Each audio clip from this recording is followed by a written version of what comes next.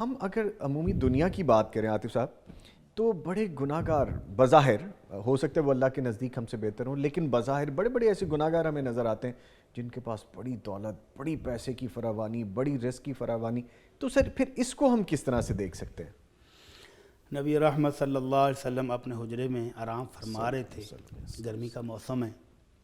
عمر فاروق رضی اللہ تعالیٰ عنہ ملاقات کے لیے آئے، اجازت لی. اندر جب آئے تو نبی کریم صلی اللہ علیہ وسلم کھجور کی بنی ہوئی ایک چٹائی کے اوپر لیٹے ہوئے تھے، اور آپ کے جسم مبارک پر چادر پیچھے ہٹی تو وہ کھجور کی چٹائی چبھنے کی وجہ سے آپ کی کمر مبارک پر نشان پڑ گئے تھے. اللہ اکبر. عمر فاروق رضی اللہ تعالیٰ عنہ نے پورے گھر میں نظر دوڑائی، کوئی ایسی چیز نظر نہیں آئی کہ جس کو کہا جائے کہ یہ تو بہت شاندار اور بہت قیمتی ہے. اور پھر بستر دیکھا تو وہ بھی کھجور کی چٹائی، تو آنکھوں سے آنسو آ گئے. نبی رحمت صلی اللہ علیہ وسلم بیدار ہوئے، پوچھا عمر کیوں رو رہے ہو؟ کہنے لگے اللہ کے رسول یہ کیسر اور کسرا، یہ سپر پاورز دونوں اللہ کے منکر ہیں، رومی بھی اور ایرانی بھی، دونوں اللہ کے منکر کافر ہیں، اللہ کو مانتے نہیں ہیں، اور ان کے گھروں میں ریشمی بستر ہیں، ہوا دینے کے لیے خادم 24 گھنٹے موجود ہیں، اور ان کے پاس نعمتوں کی فراوانی ہے. اور ایک طرف آپ دونوں جہانوں کے سردار، اللہ کے محبوب، اور آپ کے گھر کی یہ حالت ہے، میں روؤں نہ تو اور کیا کروں؟ جی.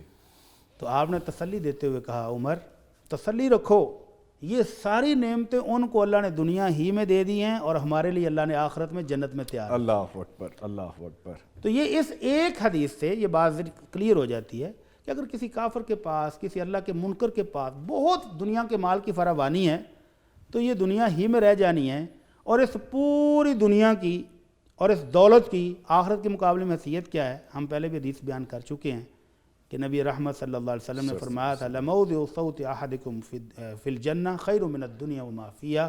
ایک گز زمین جو جنت کی ہے، اس پوری دنیا اور اس پوری دنیا کی دولت سے وہ ایک گز افضل اور اعلیٰ ہے. تو مومنوں کے لیے اللہ نے وہاں ہر چیز رکھی ہے، سب انتظامات تو یہ مکمل ہے دنیا وہاں کی پہ. چیزوں کو دیکھ کر دل چھوٹا نہیں کرنا چاہیے. کرنا. تو یہاں ہمارے لیے یہ آزمائش ہے، جن کو اللہ نے وفر دیا ہوا ہے ان کی آزمائش بھی ہو رہی ہے. اور یہ یاد رکھیں کہ قیامت کے دن جو 5 بنیادی سوال ہونے ہیں، جن کا جواب دیے بغیر کوئی بندہ اللہ کی مجلس سے ہل بھی نہیں سکے گا، ان میں 2 سوال یہ بھی ہیں کہ مال کمایا کیسے تھا اور خرچ کہاں کیا ہے. تو مومن تو اگر مال ملا ہے تو شکر بھی کرتا ہے، اللہ کی راہ میں خرچ کر کے جنت لینے کی کوشش کرتا ہے، اور اگر نہیں ملا، کم ملا ہے، تو صبر کر کے جنت لے رہا ہے. ٹھیک ہے. تو اس لیے دوسروں کی طرف دیکھ کے للچائی ہوئی نظروں سے یہ نہیں سوچنا چاہیے کہ وہ کافر مشرک ہو گیا، اتنا ہے تو ان کی آزمائش ہو رہی ہے، ان کو مزید سزاؤں کے لیے انتظامات ہو رہے ہیں. بس آپ نے کہہ دیا ہے کہ اگر ہے تو بھی آپ شکر ادا کریں، اگر اور نہیں ہے تو صبر. تو صبر. دونوں ہی جنتی ہیں. دونوں جنتی. جی سر. یعنی جو رزق ملتا ہے، بڑی اچھی بات کی بڑی صاحب نے، یہاں تو یہ انسان کے لیے نعمت ہے، یہاں پھر نقمت بھی ہو سکتا ہے، یعنی اس کے لیے عذاب بھی ہو سکتا ہے.